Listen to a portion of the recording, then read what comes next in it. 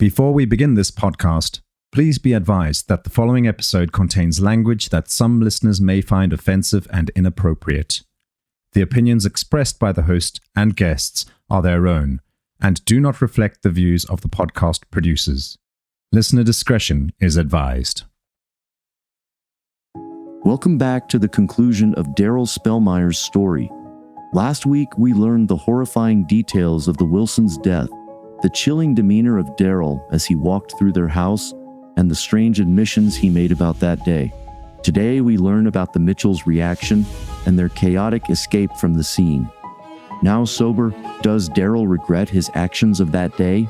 Does he admit his true intentions? And how does he plan on living with himself, knowing what he did?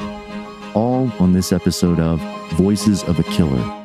So after you killed them, were your co-defendants, Garland and Mandy Mitchell, were they outside this entire time? They was outside the entire time. So how long do you think you stayed in the house from the time that you went in until the time that you walked out? About 10 minutes.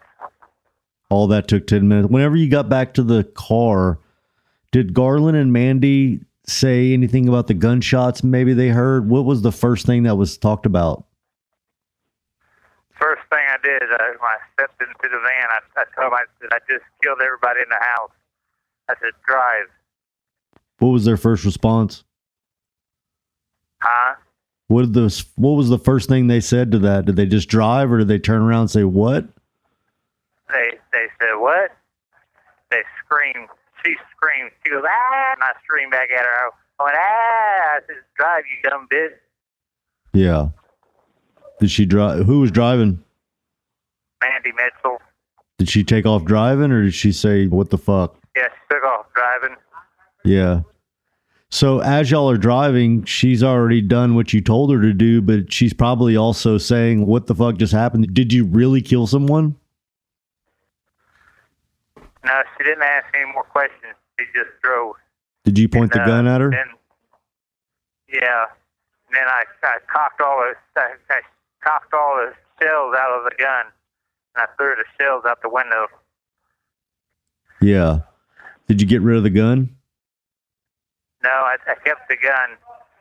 I don't know why I kept the fucking gun.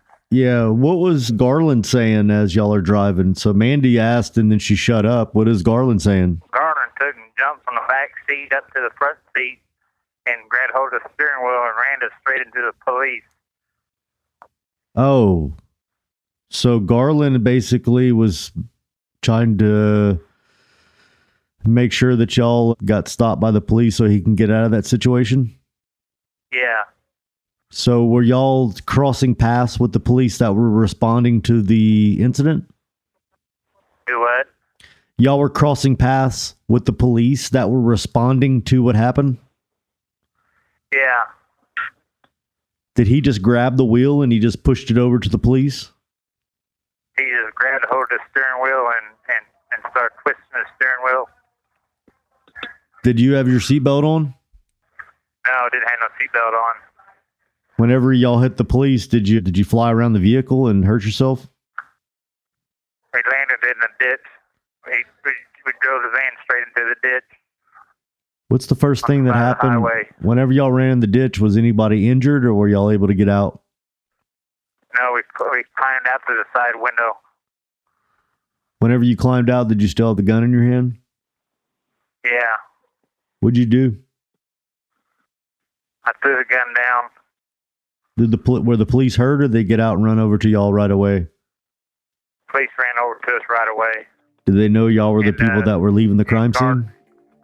Garland was yelling, he just shot and killed everybody in this house. He just shot and killed everybody in this house. Wow. Whenever the cops was told that, did you take off running, or what happened? No, I just stood there. I had a hard time walking, but I was on a cane. What was Mandy doing? She was standing there. Yeah. Did the cops pull out their guns and hold you gunpoint? Yeah. Cops had us at gunpoint. After the fatal encounter with Freddie and Carol Wilson, Derrell hurried back to the van where Mandy and Garland Mitchell were waiting unaware of the violent events that had just unfolded. As Derrell jumped into the vehicle, he ordered Mandy to drive immediately, bluntly stating, "I just killed everybody in the house." As Mandy drove, Derrell, panicked and disoriented, discarded the bullet casings but kept the gun. Unknowingly, he also left a bullet casing that had found its way into his shirt pocket. Tension in the van escalated quickly. About 3 miles from the scene, Garland spotted a police car approaching, one en route to the very crime scene the group had just fled. In a moment of desperation, Garland jumped to the front seat, grabbed the steering wheel, and steered the van toward the police vehicle, swiping its side and forcing both vehicles into a ditch on the west side of the road. The crash left everyone rattled but uninjured. As they climbed out, police approached immediately, with Garland shouting that Derrell had just shot and killed everyone in the Wilsons' house. As officers drew their weapons, Derrell and the Mitchells surrendered without resistance. In those moments, the full weight of Derrell's actions and the involvement of his accomplices set the stage for the legal consequences that would follow. Let's listen to an interview with Morgan County Sheriff Jim Petty, taking the day of this horrific event to get their side of the story. Okay, at 11:05 this morning, the 911 dispatch received a phone call. There was a female caller stating that she had been shot. That call lasted a short time, and there's a second call just 3 minutes later. But basically, other than saying she was shot, there were some other voices in the background that we won't disclose what was said. But she did say she had been shot. We sent a deputy right away to the scene. When he arrived, the male victim appeared like he was breathing, as did the female, but they expired shortly after that. We also had a detective on the way, and there was a highway patrol marked car ahead of him. This was on Highway 5, about 3 miles from the scene of the homicides. After the trooper drove by this van, and the first deputy had seen a van leaving this area, one of the passengers in the vehicle grabbed the wheel, forcing it into the path of the detective. From what we understand, he did not know that it was one of the deputies, but it was just a matter of he had seen the highway patrol car and was wanting to get the attention by causing an accident or a near accident. The cars did sideswipe. The deputy drove clear into the west ditch, but they did sideswipe. Both of them lost the side view mirror and had minor damage to the side of the vehicles. The victims are Carol and Freddie Wilson. Carol was born in 1959, and Freddie was born in 1946. The coroner was called. They were deceased at the scene. We have 3 people in custody, 2 males and 1 female. We expect charges to be filed either late today or in the morning. They are in custody on a 24-hour hold, so we have till about 11:30 tomorrow morning for formal charges. Any idea on motive?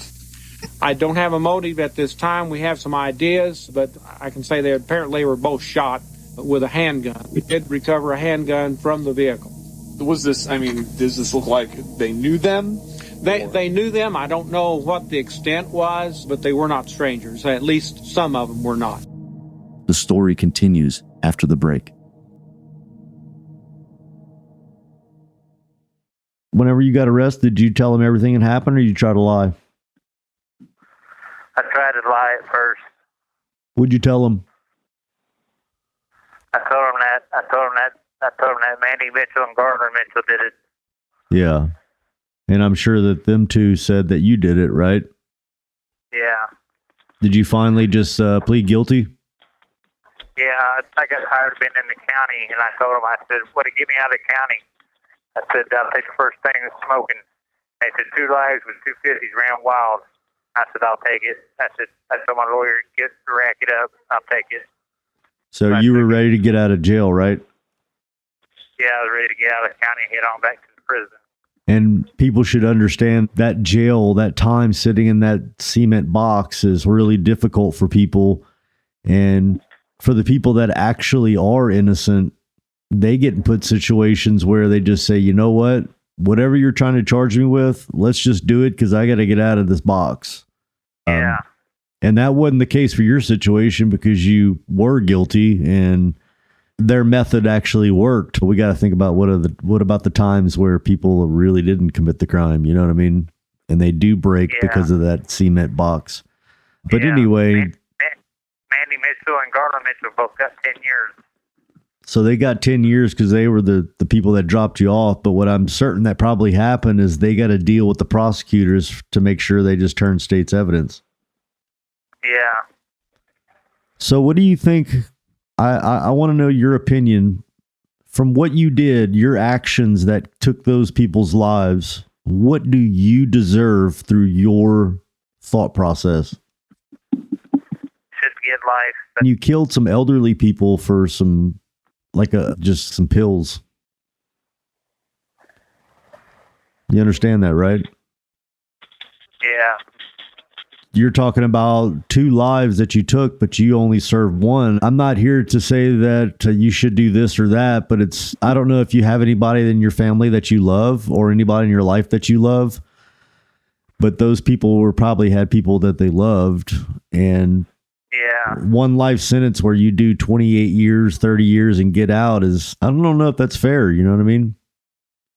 Yeah, I know. But I wish there was a way to rehabilitate people better than what's going on now. But I'd have to say if it was my situation, I would definitely not think that it was right that if you just got life. 2 lives would be all right with me. Yeah. So at one time you were an ordained minister. Do you still practice Christianity in prison? Yeah, I still go to church. I signed up to go to church. I go to church on Wednesdays nights. You held Christian values and things like that, and then now you're in prison for just killing 2 people for simple little pain pills. Yeah, I lose sleep over it at night sometimes. I think about it. In a desperate attempt to escape blame, Derrell wasted no time in pinning the responsibility on his accomplices, revealing his deteriorating mental state and grasping at any opportunity to avoid the consequences of his actions. However, his efforts fell flat when both Mandy and Garland Mitchell turned state's witnesses against him, significantly altering their own fates in the process. Mandy ultimately received a 12-year sentence after pleading guilty to a drug-related charge, while Garland entered an all-forward plea to similar charges. This type of plea allowed him to maintain his innocence while acknowledging that the prosecution had sufficient evidence to secure a conviction, resulting in an 8-year sentence. Meanwhile, Derrell faced the full weight of his actions. With 2 life sentences, he is destined to spend the rest of his days behind bars, a fate sealed by both his choices and his attempt to evade accountability. As we conclude Derrell's story, we're left to question the intentions and the accountability in Derrell's case. It's clear that drugs, desperation, and a convoluted sense of self-preservation created a lethal combination, ultimately leaving 2 innocent lives lost and 3 lives shattered by the criminal justice system. Was Derrell's descent into violence purely the product of addiction and mental unraveling, or was there something darker at play? And what about his accomplices, Mandy and Garland? Were they truly unaware of what would unfold that day, or did they turn a blind eye until it was too late? Though they served time, their sentences pale in comparison to the fate awaiting Derrell. In the end, Derrell's story raises difficult questions about culpability, consequence, and the weight of choices in the throes of addiction. Before we ended our call, I wanted to ask Derrell about whether he had ever had contact with the victim's family. Has the victim's family ever contacted you? No, they haven't. Were they in court? Yeah, they're in court. Yeah. And they read off that thing about how much they hated me and what I should get and everything else, what I deserve. So now you probably didn't respond to that because it was just their victim's impact statement, but now Do what? I said, I know you at the time you couldn't respond because it was just a victim's impact statement, but what do you say to that now? Yeah, I deserve it all. Do you think you deserve to die in prison? Yeah, Yeah, I'll die in prison. I know I will. I got my nearest pro date is my pro hearing is 30 years from now. I'll be 85 years old. How do I you? got Parkinson's disease. Now Yeah. I'm sick really bad. Yeah, I had and to have somebody to feed me already. somebody's feeding you already. Yeah. What does that feel like, knowing that your most of your life was just incarcerated, where you just die there, a place that's probably close to being like hell? Yeah, I'm comfortable with it. Derrell, I appreciate you reaching out to me and telling me your story. If it means anything, I hope your Parkinson's doesn't make you suffer too much, okay? Yeah. I appreciate it. All right, Derrell, take it easy.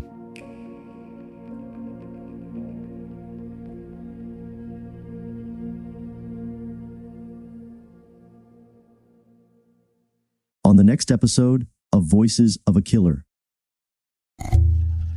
As you look at yourself in that relationship, do you think you were controlling? I think I was the sole breadwinner in the relationship, so I felt like I was in that power position. Okay. So she controlled me with sex. So that's what I had a lot of suspicion of our relationship, that she was screwing around on me, but then she'd always say I was overreacting, and she was polishing it with sex. It felt like somebody just stabbed you in the gut, huh? Yeah, it was a betrayal, like devastating. Whenever she told you that and that hurt started, did it just turn into complete anger, like you just wanted to kill her? Yeah.